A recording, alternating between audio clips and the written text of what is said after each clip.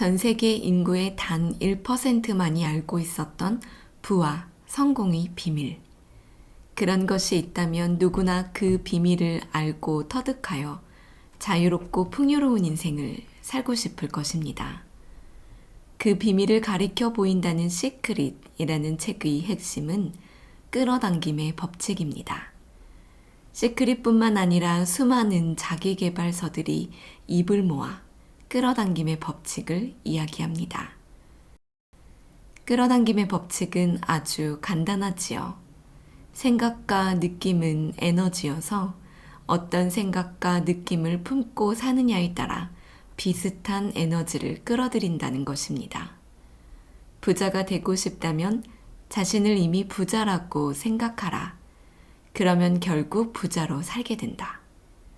돈의 문제만이 아니라 인생사의 다른 문제들도 다 마찬가지입니다. 건강 문제든, 인간관계 문제든, 행복의 문제든, 꿈꾸고 원하는 삶을 이미 살고 있다고 믿고 상상하기만 하면 마음의 그림을 그리는 대로 이루어진다고 합니다. 무엇이든지 집중해서 생각하고 믿는 것은 그대로 현실이 된다는 것입니다. 일찍이 끌어당김의 법칙을 이야기한 네빌 고다드는 이렇게 말합니다. 소망이 아직 현실로 다가오지 못했더라도 이미 소망이 실현된 것처럼 사십시오. 그러면 여러분의 기다림의 시간을 줄일 수 있을 것입니다. 세상은 단단한 것이 아니라 마음속의 영상입니다. 눈먼 운명이라는 것이 미래의 방향을 결정하는 것이 아니라 여러분의 마음에 그리는 상상의 활동이 여러분의 미래를 결정합니다. 상상의 드라마 속에서 펼쳐진 오늘의 일은 내일 현실이 됩니다. 결과에 이르는 방법을 찾으려고 애쓰지 말고 단지 상상 속에서 소망이 성취된 느낌으로 살아야 합니다. 인간은 상상력을 이용하여 문자 그대로 존재하지 않는 것을 존재 안으로 불러냅니다. 그럼에도 원하는 것들이 이미 이루어졌다고 믿고 생생한 느낌 속에서 사는 일은 그리 간단하지 않은 것 같습니다. 너무나 간단해 보이는 이 법칙을 따름으로써 실제로 원하는 삶을 실현했다는 케이스는 실로 드물어 보입니다. 왜 그럴까요? 원하는 것이 이미 이루어졌다는 상상의 그림이 아무래도 실감나게 그려지지 않기 때문이 아닐까요? 상상의 그림이 아무래도 실감나게 그려지지 않는다면 심상화 작업은 헛바퀴만 굴리게 됩니다. 부자가 되고 싶어서 부자가 이미 되어 있는 내 모습을 상상하려고 하지만 잘 되지 않는다면 부자의 길은 그만큼 멀고 먼 것이겠지요. 왜 그렇게도 부자로서의 자기 모습, 성공자로서의 자기 모습을 상상하기가 어려운 것일까요?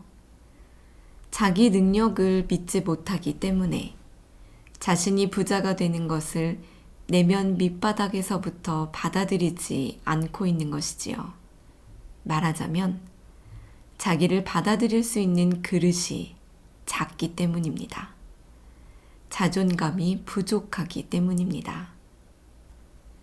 미래의 활기차고 성공적인 자기 모습을 상상할 수 있으려면 무엇보다도 자기 자신의 능력을 믿어야 합니다.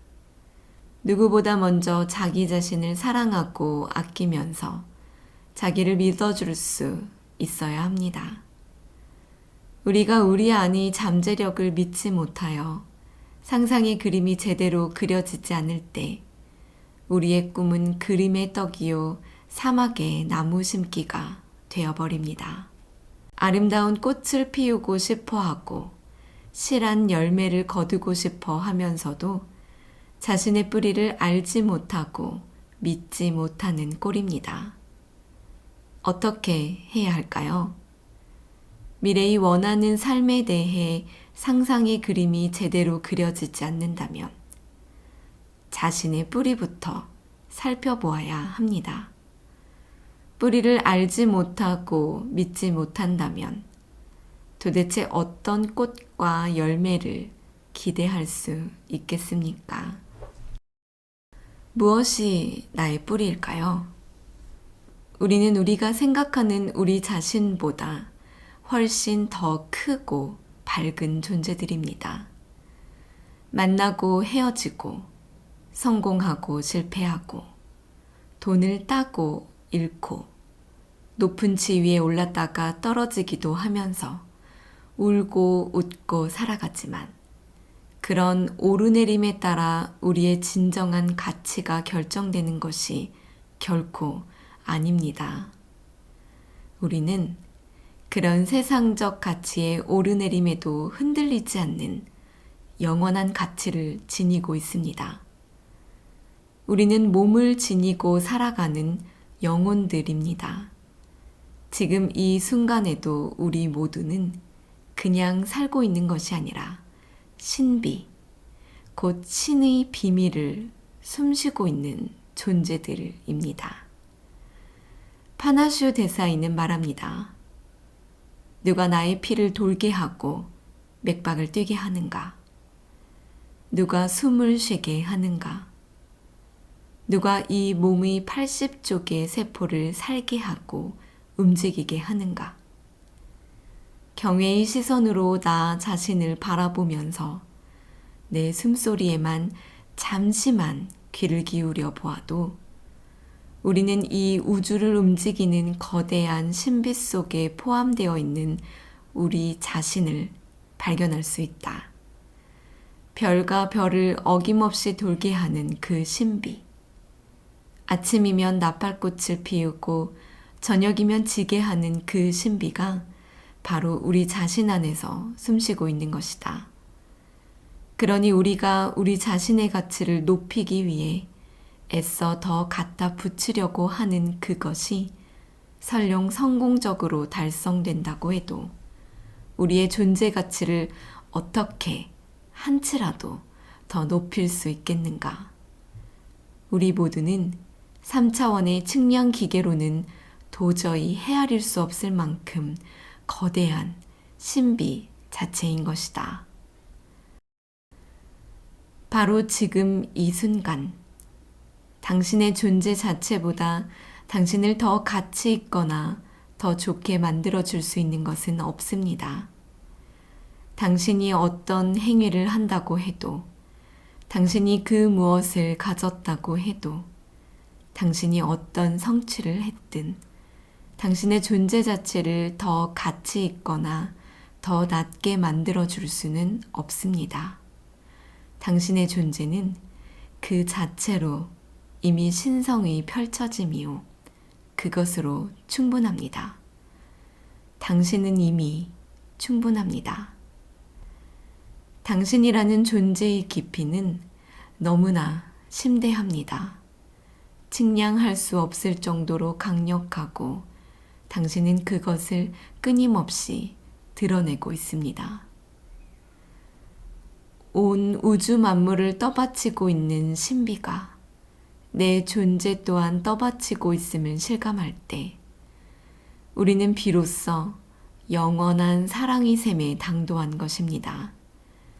그때 우리는 개체적인 남자나 여자로서의 영원히 채워질 수 없는 허기증에 더 이상 시달리지 않을 수 있습니다.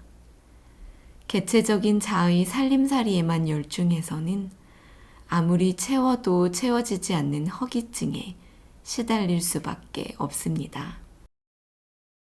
우리 모두는 우리가 생각하는 우리가 아닙니다. 우리는 우리가 생각하는 것보다 훨씬 더 밝고 강력한 존재들입니다. 철새들이 길을 잃지 않고 고향을 찾아가는 그 힘이 아스팔트 사이에서도 꽃을 피우는 민들레 한 송이의 그 기적이 우리 안에도 깃들어 있습니다. 그 기적 안의 존재 자체를 담아낼 때 우리는 비로소 이 인생을 통과하는 동안 우리의 성공뿐만 아니라 실패마저도 껴안을 수 있는 여유를 갖게 됩니다.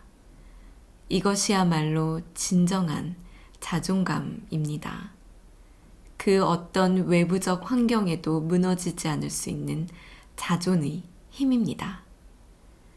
나 자신이라는 존재의 신비감, 이 신비감이야말로 언제 어디에서도 즉시 충전 가능한 우리 자신의 진정한 가치이고, 이것을 깨칠 때 우리는 무너지지 않는 자존감 속에서 오늘도 내일도 삶을 힘차게 항해할 수 있습니다. 우리 자신의 존재 자체가 이미 품고 있는 거대한 신비. 파나슈 대사인은 바로 그 신비로 우리를 초대합니다. 풍성한 열매를 거두고 싶은가요? 당신 자신의 뿌리부터 살펴보고 돌보기 시작하십시오. 당신 자신도 잘 몰랐던 당신이라는 존재의 비밀, 자유와 풍요의 삶은 그 비밀을 푸는 데서 시작됩니다.